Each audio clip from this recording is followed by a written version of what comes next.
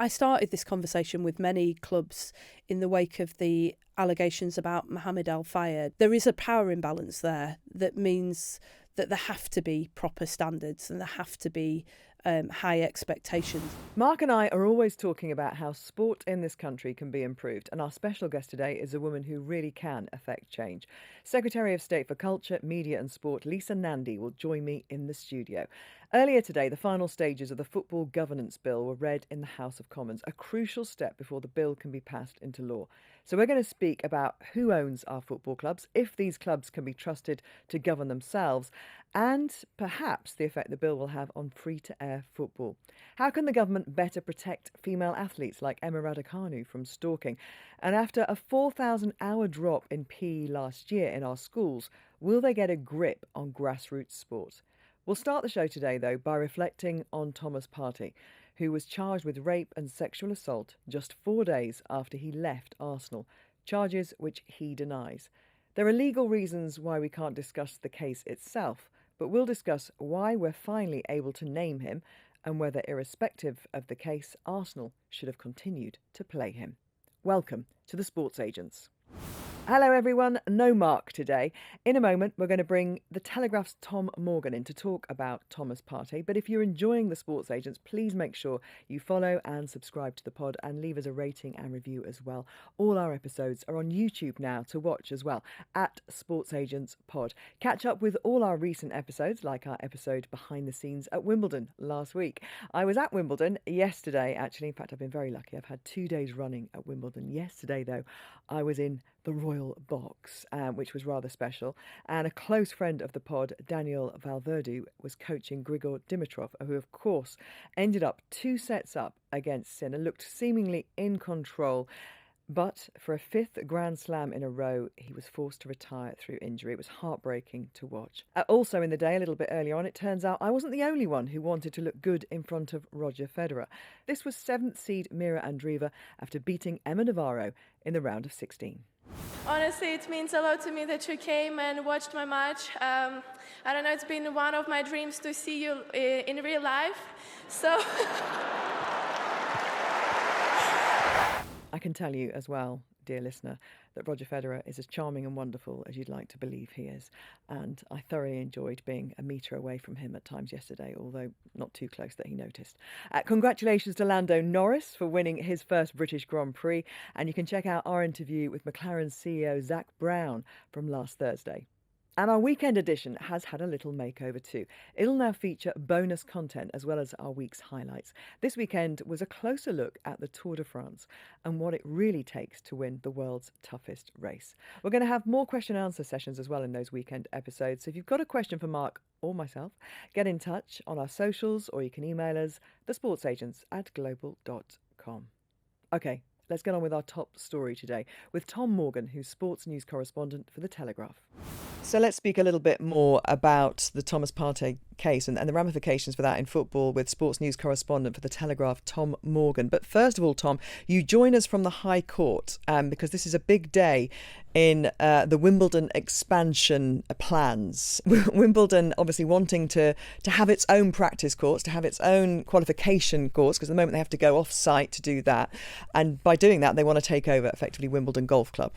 That's right. It's been a really chaotic morning. There's hundreds here. The High Court had completely underestimated quite the level of fury and dismay there is amongst local communities in Wimbledon. Essentially, this will treble the footprint of Wimbledon. They're going into a golf course, 38 new courts, including one major show court, which look incredibly exciting for the tournament itself, but as we often see with these issues, they become incredibly divisive. And this is actually a planning row and one stage along what could be quite a difficult few years for Wimbledon. Okay, and there is a Ben Ainsley intervention. Can you explain what this is? That's right. I think that's to do with the water quality in there's quite a large lake, and he's come in and promised as part of this development.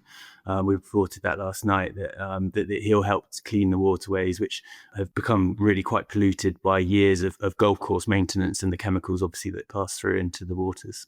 Okay, let's get on to why we've brought you onto the podcast today, the Thomas Partey case. Can you just tell us exactly what we do know now? This saga stretches back 3 years to when he was arrested in July 2022. We reported a mystery Premier League footballer had been arrested at the time. Throughout this 3 years, there's been several moments in which he's been arrested again in relation to other allegations. But the curious thing about all of this is obviously in this post-Leveson era, it's become very, very difficult and fraught with risk for the media to name suspects prior to charge. But at the same time, obviously Thomas Partey's name has done the rounds, and there's been these remarkable situations of him being jeered at games, his name being chanted. We had him take a penalty on BBC Primetime on a Sunday FA Cup match against Manchester United, and he's taken a penalty. You can hear his name being chanted on BBC Primetime, yet we can't actually explain exactly why that is. And obviously last week he was now charged with 5 counts of rape and 1 of sexual assault. Charges which he denies. And I think the question that has been raised by a lot of people is that there seems to be no guidance or no guidelines as to how football clubs in particular, and I guess you could expand that to the wider sporting world, and I know it happens in entertainment and other industries, should deal with this, because you're reaping the benefits, as Arsenal did, of his playing ability and his talents for those 3 years, while he has obviously had very serious criminal investigation going on around him. These pertain to violent acts against women. He works with lots of women around him at the football club. Whether Arsenal have a moral duty to suspend a player like that rather than carry on selling his shirt in the club shop? Well, firstly, it's understood to be Arsenal's position that they followed legal advice throughout in their decision not to suspend him, while in full knowledge that he was under investigation and then had been arrested again and again. We're now in a position the FA and the Premier League aren't commenting, but I'm presuming once this is concluded, there will be a little bit more of a clear policy established for football to really know what to do, because we've now had quite a few different cases in which football clubs have reacted in different ways.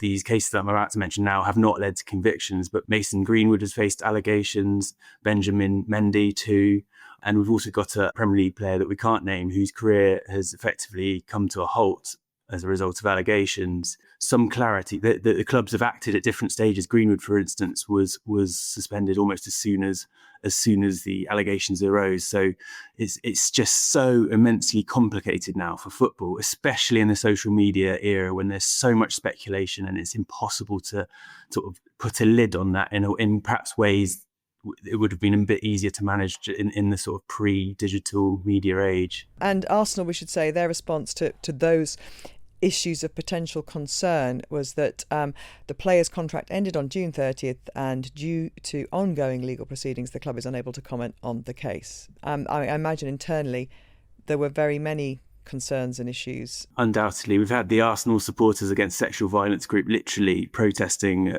at most home games since Christmas. The Arsenal women's team, of course, won the Champions League this summer. They are a huge source of pride for the club. The Arsenal Supporters Against Sexual Violence group argued quite vehemently that there was a safeguarding issue here in the example it sets of continuing to have someone in employment who has faced repeated arrests for rape. It sends out a terrible message to women.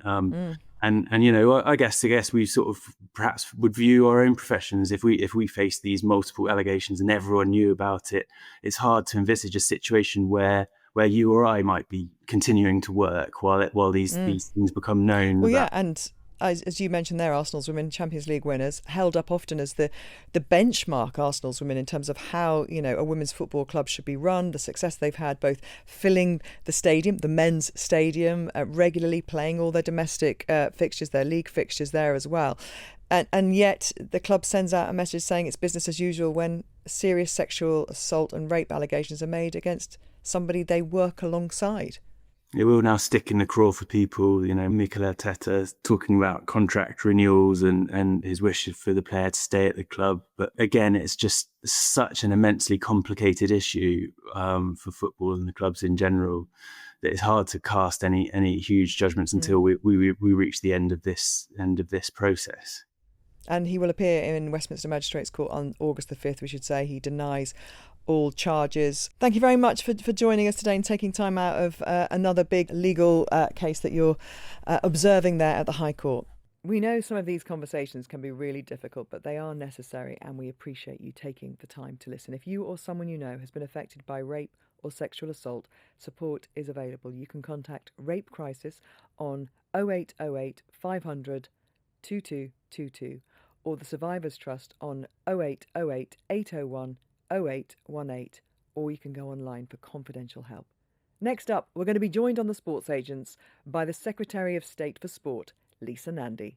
Lisa Nandy, welcome to the Sports Agents. I think the last time I saw you, you were wandering around the corridors of a studio in Paris at the Paralympics. We were both on the last leg, and it got me thinking this morning, you must get to do some pretty cool things in this role. Yeah, God, don't remind me about the last leg. I was terrified. The idea of a politician and comedy mixing is a pretty dangerous combination, but it was all right, wasn't it? Yeah. Really Well, it's what I positive. do. It's my job. I guess it's not your job, is it? Your day job. So, in terms of the last year and the amazing, you're a sports fan. The amazing things you've been able to do that might at times be a kind of respite and a bit of relief from the day-to-day process. What's been the highlights? Yeah, I think so. I mean, actually, it was probably on that trip I met Michael Johnson, who I just grew up listening to, watching. That was amazing. I went to Silverstone this weekend and met Nigel Mansell. They took us down to the McLaren garage and said, we've got a guy here who's going to give us a tour. And I said, oh my, expletive, it's Nigel Mansell. And he went, it is Nigel Mansell, hello.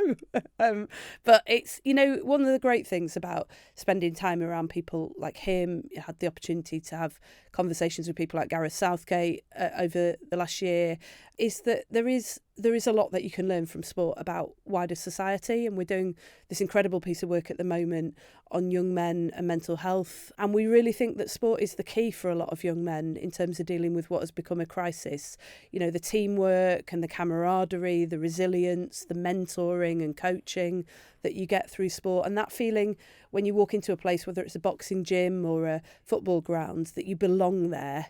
Too many young men are missing that. So, no, it's amazing. You're speaking to the converted here on the Sports Agents, and Chappers, who sends his apologies for not being here today, and I have discussed many times with various guests the power of sport. We had John McAvoy on, who was a career criminal when he was put away, found rowing, and now leads all kinds of incredible expeditions with young men to show them a better way of life. We all know the power of sport. I don't think either of us need to sit here and try and convince the other. But what there is a lack of entry points for young people. You've got obesity increasing. You've got knife crime increasing for the under-16s. And then since 2012, thousands of hours of PE have been cut from the curriculum, and there's a drop in PE teachers. They're linked, aren't they, Lisa? Yeah, 100%. I mean, and alongside that for young people, you've got other things that have happened, the erosion of all those spaces and places that they could go, like the local youth club. There's parts of the country now where, whether it's in the classroom or in the community, there just is no access for young people at all. And I sound like a horrible name dropper, but when I was first appointed a year ago, Mo Farah came to see me to campaign for more access for young people to sport, particularly at school. And he pointed to a pair of trainers and said to me, this pair of trainers saved my life. I've never forgotten it, because actually for a lot of young people it can be the difference between make or break. And so we're determined to change that. We've already launched a review of the curriculum. That'll report in September. One of the explicit aims of that is to increase the amount of sport that young people are able to access, the sort of richer, broader curriculum that's been lost over the last decade or so. But we're rebuilding outside as well. So I just recently announced 400 million. And one of the things that I'm particularly passionate about, and I think you are too, Gabby, is that part of what we're trying to do with that money is not just build new facilities, but adapt existing facilities so that they're far more accessible for girls who too often end up playing very late at night in the slots that are left after the boys' teams have taken them. They don't have the changing room facilities. We're really determined that that's going to change. And the facilities is one thing, but if there's been a 7% drop in PE teachers, and we know about the drop in the hours of PE that are on the curriculum, you need coaches. And obviously grassroots coaches who give up their time for nothing are incredible. Somebody's got to coach, and we know that in terms of obesity, if you're leaving primary school and you're already, and I think the figure's heading up towards 30% of primary school kids are obese by the time they get to big school, high school, you've almost lost them at that point, because those habits and those practices in their families have not unfortunately affected their outcomes. So you've got to get in even earlier, haven't you? And it is primary school where those healthy habits can start. So it just feels like we keep talking about this, and I've been talking about this for 20 years, it feels like, and the numbers are getting worse and worse. So you say September is going to be the outcome of a review. How quickly can you affect change? And within this cycle, can you see your job actually implementing? Can you implement those hours within the next year? Yeah, so I've got a few thoughts about this, but absolutely we're determined to make a difference in this Parliament. And I've been working with some really interesting people like Chris Boardman, who is taking a very different approach to this, thinking about how we use government funding, not just to build grassroots sports facilities, the sort of thing that I've been talking about, which is badly needed and is part of the picture, but also how we do things like work with the Department for Transport to improve public transport. Because if people are walking to a bus stop in the morning and then getting on the bus to work rather than getting in their car, that makes a major difference. If they're getting on a bike, it makes an even bigger difference. So we're thinking really creatively about how we do this. And of course, the curriculum is an important part of that. My friend Steph Peacock, who is the sports minister, was a teacher before she came into Parliament. And she was telling me that they were given only 30 minutes of training then to do PE, to take PE classes, and then we're expected to be able to do that. We wouldn't do that with most subjects. We certainly wouldn't do that with something like maths. We should take PE and sport as seriously as we take those subjects. Yeah, because with respect, if you're then able to go through life as a healthy adult, you are not putting the pressure on the state and the health service that you would be if you weren't. It costs you a lot more per person than if you weren't very good at maths. Yeah, right. In terms of the quality of teaching that you get at the end of it, because those are they undervalued? Do you think? I guess that's the nub of this. Yeah. PE teachers and what they do. Yeah, so I think not just PE teachers, but sport generally is undervalued and underpriced in terms of what it can do for people's lives. Wes Streeting and I, who's the health secretary, were talking about this the other day. He's just launched his 10-year health plan, and we've been working really closely together on it. And he referred to my department as the department for all the things that make life worthwhile. And actually being able to live a longer, healthier life does make life worthwhile. And it is a goal that any government worth its salt should be reaching for. Yeah, and if you look at the Venn diagram of all the other departments, you cross over into so many of those, and he's quite right, isn't he? Because the other part of your job title, culture and media, is very important. Let's talk a little bit today about the Football Governance Bill. Which tell us a bit about, because you hear these phrases. It's being read. The final stages are being read today in Parliament. We hear last night the Liberal Democrats are trying to look for an amendment to do with free-to-air Premier League matches, 10 per season. What does this mean to the process, and what is happening today? How far away does today, if successful, mean that this bill actually comes into fruition? So this today is potentially the end of a very, very long journey that started a decade ago, with the recognition that football couldn't go on as it was. And Dame Tracy Crouch, she was then a backbench MP, she had been the sports minister, was asked by the last government to do a review of this. She found that we needed a series of things. We needed more financial sustainability throughout the whole pyramid. We needed to put fans back at the heart of the game with more powers over decisions that were made in their clubs. And the third thing that she believed that we needed, and we agree, is a light touch regulator who is there as a backstop. If football can't come to its own agreement, then the regulator is able to step in and take action.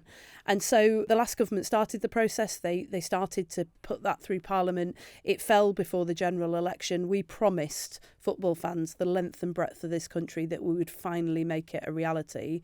It's been a very difficult process over the last year because for some reason that is still not clear to me, the Conservative Party has decided to now oppose their own piece of legislation.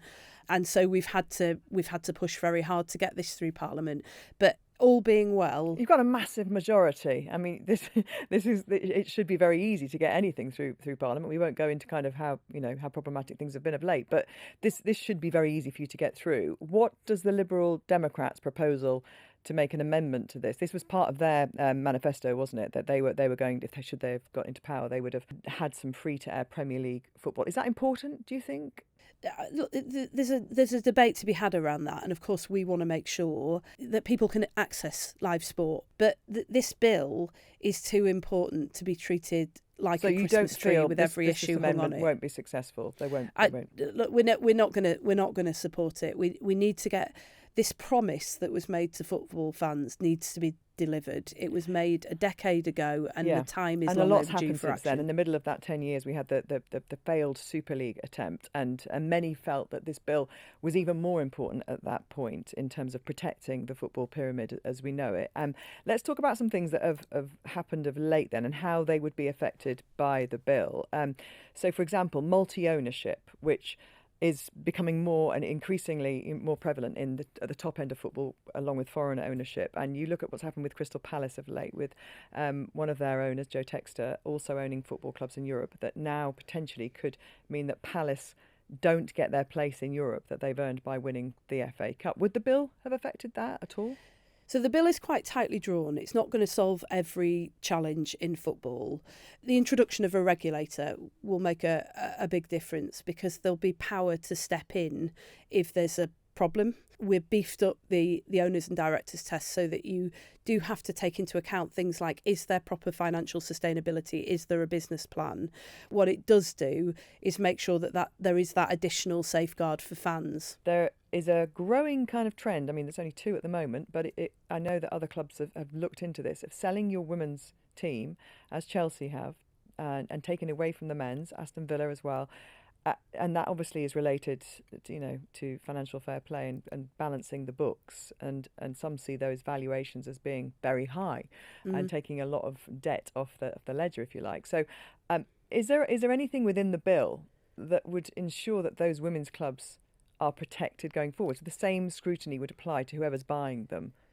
No, not in the bill as it currently stands. So let me just sort of be really clear about this. The bill applies to men's football.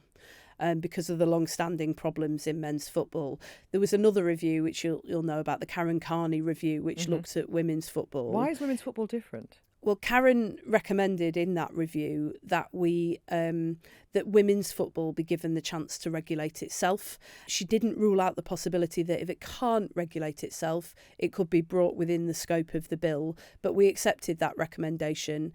Struggling to see, with regard to, say, the situation at Chelsea and Aston Villa, how that is not very much tied up with men's football and the financial fair play of those clubs. I think you make a fair point, and we have debated that through the course of this legislation. There are different views. When we introduced the bill, we introduced it in the King's Speech just after the election. We accepted the Carney recommendation that the women's game has the chance to regulate itself, but we are keeping a very close eye on it. And I think you do raise serious questions that we need to consider about when we think about whether the women's game comes within scope or not. I should say as well that one of the things the regulator will do is establish a state of the game report, and that will be able to look at all factors. We've strengthened that from the previous government so that they'll be able to look at parachute payments as well, which obviously have a major impact on the game. One of the challenges, as you know, in football is that when you have debates, say, between the Premier League and the EFL, often people are using their own version of what is happening in football. The regulator will be able to establish those facts and then have a much more informed debate and take decisions on that basis. And I know this bill pertains to finances and ownership and the related issues. So it doesn't relate to a question now I'm going to ask you, but I wonder what your opinion is on whether or not government should get involved and give some kind of clearer guideline to Thomas Partey with those charges kind of over his head. We should say he denies all charges. We won't go into the detail of that, obviously, right now, because he has been formally charged. Where do you sit on this? Should there be some kind of guideline, and should clubs all be adhering to a similar kind of policy? Yeah, so I started this conversation with many clubs in the wake of the allegations about Mohamed Al Fayed, number of historical allegations that surfaced, not just in football, but it obviously affected women who'd been in football, working in football, playing and so on. Obviously, you're right to say that in this case, charges have been brought, but there's been no verdict. So, I make no comment whatsoever about that. the case must be allowed to play out. But instinctively, I think there is a problem in that there aren't minimum standards and there isn't a standard approach and expectations of how clubs will approach this. I would prefer to see clubs coming together and agreeing a standard approach that makes sure that they are protecting women in that situation. And that is very much a conversation that I'll be having with them. It's not for government to tell clubs what they can and can't do, but there is certainly a role, as I see it, for government ministers, myself and Stephanie Peacock, to be initiating that conversation with clubs and trying to get to a place where women in football know that they are properly protected and supported. There is a particular problem in that there's a power dynamic. So, your football stars are stars and they are very, very highly paid. They're prioritised in terms of, they're a major asset to the club, a financial asset, as well as an asset on the pitch. And so there is a power imbalance there that means that there have to be proper standards and there have to be high expectations of how those things are managed. You can't just rely on people who are much more junior, who have less economic value to the institution, being the people who come forward and try and make change. So that's why I think there is a real role for government here to convene that and to try and ensure that action is taken. And it's certainly something that we as a government are determined to do. Emma Raducanu's stalker applied for tickets to Wimbledon. And she has talked about how, that there needs to be something in place that can stop somebody like that potentially affecting her sporting life, let alone her happiness, well-being and sense of security. Katie Bolter has talked about the shocking abuse she's received online. We had Sabrina Sinner talking about the stalking that she had. A young athlete had an online stalker affecting her and threatening her and her family. What more can government do to protect young athletes? Because this does seem, Lisa, to be an insidious problem with young female athletes. I know that there is abuse given to male players, kind of post-match if a fan feels aggrieved, and it's not good. And I'm not saying that it's in any way better to receive that, but this has a very sinister nature, a lot of this abuse I'm talking about. Yeah, I think that's right. I think there is a particular problem relating to young women in sport. I don't think it's just at the elite level, although I'm not downplaying for a moment what happened to Emma and to others. That needs to be taken as seriously wherever it occurs. But there is also, I think, a problem for young women coming through at grassroots level. And the Prime Minister and I were with the Lionesses a couple of weeks ago, just before they headed out to Switzerland for the Euros.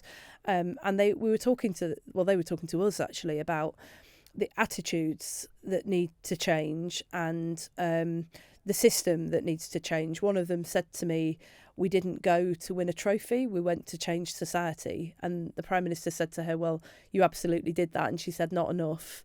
And that's where you come in. And I think we both felt the enormity of that. Who was that? Who said that? I can't remember which one of them it was. It was I was trying at the time to stop the Prime Minister invading the pitch in a suit because your listeners will know he's a huge football fan. And when we arrived, it was about 30 degrees and he was itching to get on the pitch. And I was trying to persuade him not to, because a guy in a suit running around with the Lionesses is probably not the best look in the world.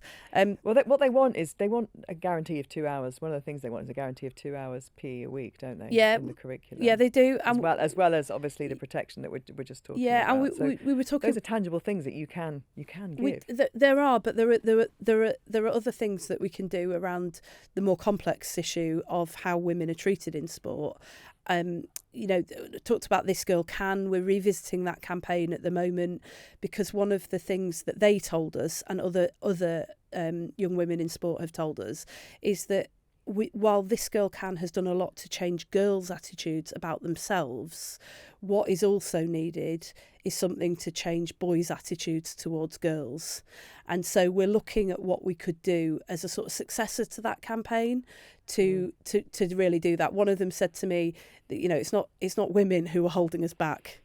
And that really stayed with me. So there are things that we can do even when it looks difficult. And I think on this issue of how women are treated in sport generally, there is a lot more. That goes to this online issue, doesn't it? And obviously there are things you can do in terms of ID, having to have ID to have an account, so that you can't just anonymously be trolling people, anonymously be spewing toxic thoughts. So my colleague Peter Kyle is looking at all of this at the moment. He's looking at that, the transparency around who is saying what and doing what online, and where there's no accountability.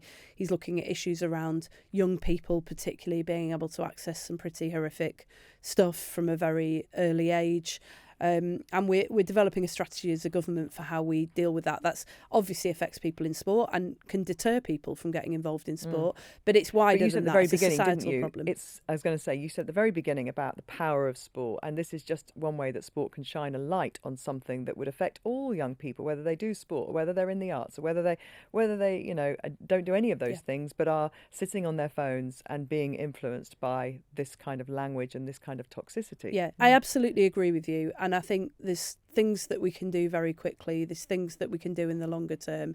And there's also things like, making sure that when we fund grassroots sports facilities, they have to offer as a priority slots to girls, not just boys. These are things that will also change attitudes, because they'll get more girls playing, and they'll establish a principle that girls are as important as boys, and they have as much right to access sport as the boys. I have one more question, one more minute with you, apparently. So my final question, I wanted to get into events, actually, in this country, but I have to ask you about the Supreme Court ruling and the FA's response, obviously, has been to ban transgender women from competing in women's football. Was that the only way, do you think, forwards? I think in terms of the law, the ruling that was made was very clear. I don't think there was an alternative. And of course, it's for sporting governing bodies to then work out how they respond. But I'm working very closely with them on that. When it comes to women's sport, biology matters. There's no question about that. And there's issues about safety and fairness. But there is also a question of inclusion. We want sport to be inclusive for everybody. And we have got to find a way to allow trans women to be able to participate. We're very determined to do that. If you look at the power of sport, which is where we started, and how much it can change your life, and you consider that trans people are amongst the most discriminated and marginalised in our country, then we've got to focus and redouble our efforts to make sure that people know that they have the right to access sport and that they're included. And is there kind of aftercare and help for those trans women who now can't join those teams? Well, like I said, we're working with the sporting governing bodies. I think they have taken a really sensitive approach to this. The ruling was the ruling. They can't do much about the law in the way that it was clarified, but what they can do is reach out to trans athletes and make sure that they are supported and they are included, and we're working together to make sure that happens. As I say, I wanted to talk to you a bit more about events. The only one I would say is that there are lots of events coming. Catherine Granger wants more. The 2029 World Athletics Championships, is the government about to lend its support to that? We're looking at it at the moment, but we are really, we're so excited about some of the events coming down the line. Tour de France Femmes, and of course the Women's Euros. Rugby World Cup. Women's Rugby World Cup is coming up. I can't wait. I've got my tickets. So have many other people as well. It's been selling out fast. Yeah. But also go online if you want to go, should say. So going to be please do. And the Euros 2028. This will bring the world's greatest athletes up front and centre, close to kids growing up today, and inspire the next generation, as well as bringing billions into the UK economy. And I think my sort of final thought on this is just that there are so few of these moments now when the nation comes together. It feels like we've found so many ways to divide ourselves from one another. And this is the moment, really. I think these are the things that can bring us together. So they're really important, and I can't wait for this summer. Good luck with everything, Lisa. Thank you very much for your time. Thanks so much. Thank you to both our guests today. Any thoughts on that interview, you can get in touch via email at thesportsagents@global.com or on our socials. Catch up with all our episodes on Global Player or wherever you get your podcasts. And remember to hit subscribe or follow. And I'll be back on Thursday. The Sports Agents with Gabby Logan and Mark Chapman.